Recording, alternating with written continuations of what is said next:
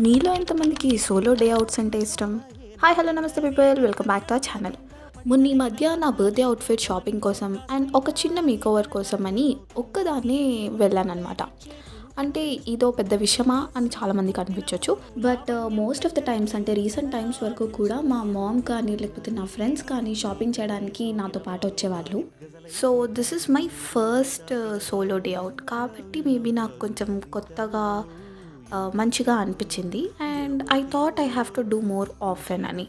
మీలో ఎంతమంది ఇట్లా సోలో డే అవుట్స్కి వెళ్తూ ఉంటారు? Is it like fun or scary ఉంటుందా, కన్ఫ్యూజింగ్గా ఉంటుందా ఏం పిక్ చేసుకోవాలి అని? మీకెలా ఉంటుంది? మీ ఎక్స్పీరియన్స్ ఎలా ఉంది?